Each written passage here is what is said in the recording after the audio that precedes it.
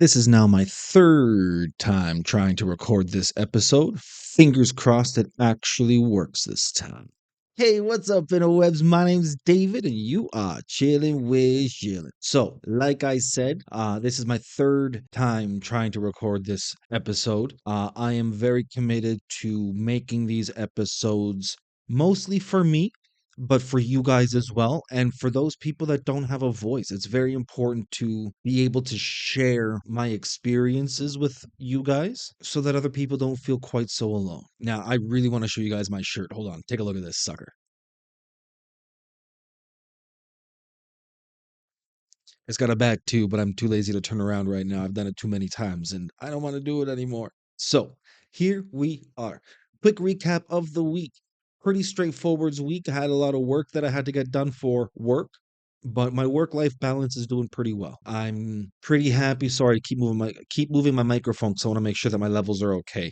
One of my issues yesterday was my auditory problem, so I've made some adjustments and hopefully this will work. Fingers crossed. But my work-life balance is going pretty well. Not too much one way or another, and I'm pretty happy about that. Makes doing things outside of work so much easier when I'm able to have brain power or the spoons to be able to do it. So it's been great. So here we are, another week. That's three in a row. This is very important to me. Being able to express myself, being able to open up and be candid about what's going on is very important. Right now, things are going great and it's easy to make these videos, but I really want to showcase some of the downs as well. Case in point, I have about a week's left worth of my ADHD medication. It's going to cost me about $80 to get a new fill for it. The problem is, if I get my medication, I'll be running a little bit short for insurance. So things are a little tight, but we'll figure it out. We'll figure it out. I figure it out. I usually do. I almost always do.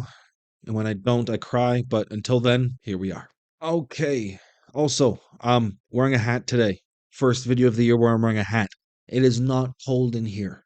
Sleeves are rolled up. It is not cold in here. I'm having a very bald hair day. I haven't shaved my head in a little while, so it's getting a little bit stubbly and it's making me look extra bald. So figured I'd throw a beanie on, look cool. No, I look terrible. It's weird. I don't like it. But here we are. Got my thinking beard going. We're doing well.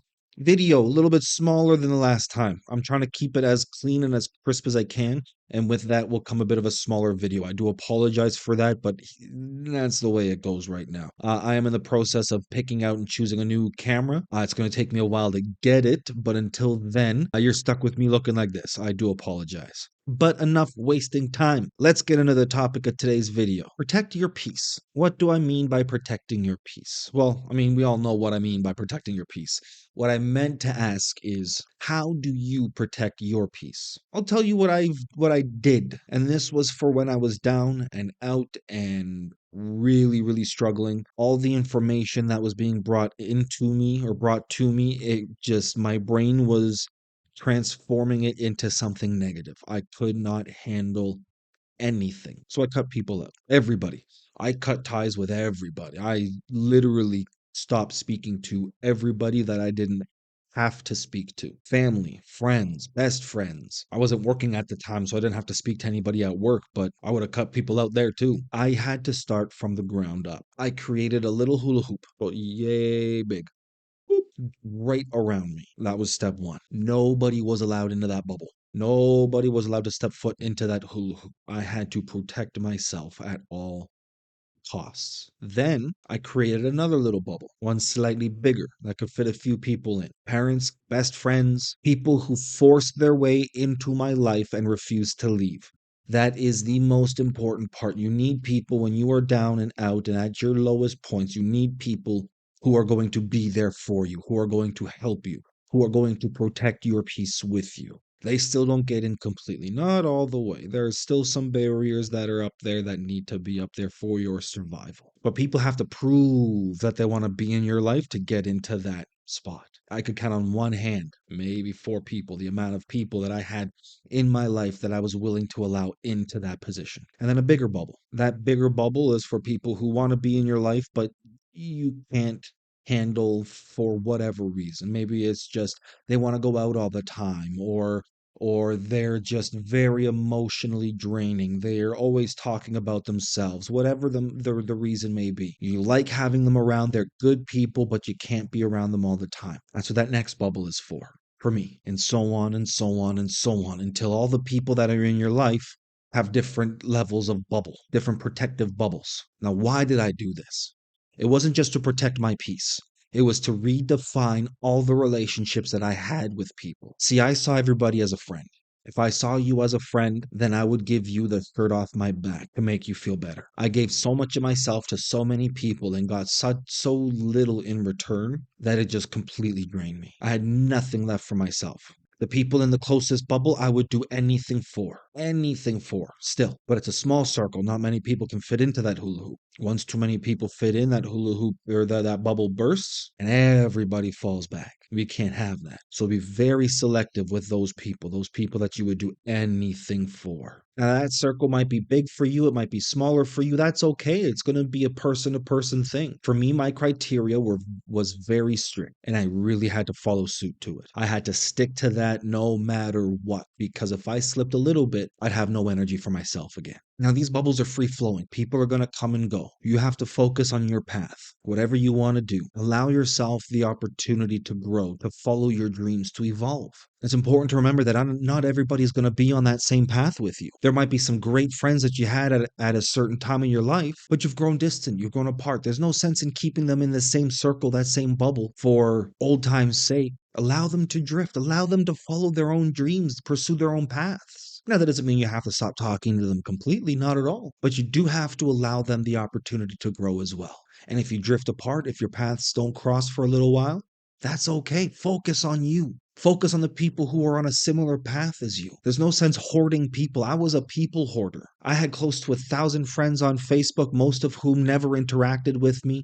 When I was at my lowest points in any and all of my mental breakdowns and all of my mental struggles and challenges, most of these people were never around, not once. That's a little heartbreaking. But that woke me up to the realization that I didn't need to keep so many people in my life. For what? So I could keep tabs on them so that I could feel popular and make myself feel like I had a lot of friends.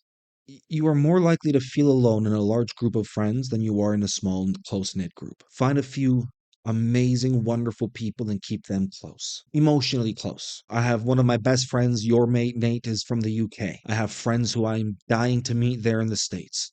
I'm here in Toronto. I have friends in Waterloo. I have friends 3 hours away. We're able to connect via Facebook, Instagram, social media, WhatsApp, text, phone call. It doesn't matter. We're able to communicate with one another. I'm able to keep my close friends close. My parents are always just a message away. I can message and bam, right away, they are here. If I need, those are the people that I need in my life. Those are the types of people that you want in your life. I'll be honest, I see my partner's friends more often than I see my own. It's not a bad thing. I talk to my friends daily. My social circle, my bubble is a little bit different because most of my friends are a great distance apart. How do you protect your peace? At this point in my life right now, I have my bubbles really set in place. So I'm moving on to other steps, focusing on myself, being selfish with my time. One thing that I love to tell people is I'll let you know day of. If it's a social gathering, I'll let you know day of. And most of my friends are a-okay with that. More often than not, that is an okay statement to make. I mean, if you have to buy tickets to the theater or to an art gallery or something like that, that might not always work. But for the most part, if I'm going to visit friends at a house and it's a house party or a social gathering, I'll let you know day of. If I'm not feeling it, I can't go. Now, there is one caveat to this bubble system. So there's a few caveats. One, to start with, my outside barrier is impenetrable. If you get kicked out to the outside barrier, you have no place coming back into my life. There are a few people who are there, who are out there, who will stay out there, who are never coming back in. But for the most part, just because you've left my life, if we've left on good terms, or if you've shown me that you have grown, that you've changed, that you've evolved from the time that you left my life, we can talk. I'll give you a quick example. I had a friend at the end of 2023. Let's just say we had a falling out. We went a year without talking, without communicating of anything or anything like that. And it was quiet. But I had to protect my peace, just like they had to protect theirs. In all honesty, I never expected them to reach out to me again. I thought we were done, and that was that. End of 2024, they reached out. had explained what they had gone through in terms of wellness and health. The way they had communicated was a lot more mature. The way they were talking was a lot more mature. They had proven to me that they have grown and that they have matured, they have evolved. So, absolutely, I let this new version of that person into my life again. Enough of them was the same that we were able to speak and have fun and chill like we used to. But enough had changed so that it was a refreshing conversation. The conversation was, as I've said, mature. The person themselves was not the same person using their mental health as an excuse for negative behavior. This person is now using their mental health as a reason to get better. It's a wonderful, wonderful thing. So allow yourself the opportunity to reapproach people that you had to cut out. If there's a strong reason you had to cut them out, there's no need to let them back in. I had people ruin my life and destroy my mental health, and they will never come back into my life. This person was not that. They've shown me they're willing to help me protect my peace. That's what's important. All right, guys, before I go, I have a couple big shout outs that I really need to get out. First and foremost, my photography, I think I've mentioned it before, is under a revamp. I am revamping, redoing what I'm doing, reapproaching or taking a new approach to what I do. And that's important to me. It's important, again, to evolve, to grow. I'm a different person that I was when I made my website, my Instagram. And those are things that I'm looking to redefine. So thank you to my friend and fellow photographer, Lisa Medeiros Photography. If you haven't checked her out already, guys, make sure you do. She is amazing. Her photography skills far surpass my own. She's absolutely remarkable. So if you haven't already, take a look at Lisa Medeiros Photography. Show her some love. Tell her David sent you, and send her a big, big, big thank you. She is remarkable. Thank you very much for helping me revamp my site, giving me a lot of input on how to make it a lot better, how to make it look better, and be a lot more in line with the changes that I'm making to the Chilling.with.Schilling brand. Again, I really want to thank Naomi for the opening credits, the end credits that you guys see on this video. The logo that you see right here, I'm going to get used to that eventually. She's done remarkable things for me. She's a great person. Check out the Misfit Emporium description or link in the description down below. Make sure you guys check her out. Send her some love and reach out to her for any and all of your digital art creations. She is fantastic. Guys, that's going to do it for me today. Don't forget to protect your peace at all costs, whatever that looks like to you.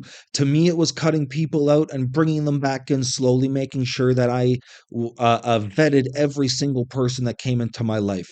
It was a long process. It was a hard process, but my Lord, was it worth it? Because now I have only remarkable people in my life. Very supportive, very, very fantastic, wonderful, amazing people in my life. And that is because I had to cut out so many people.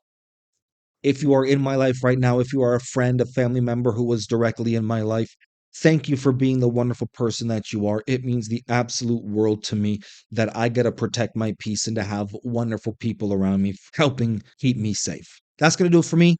Like, subscribe, comment, and don't forget, tell your friends.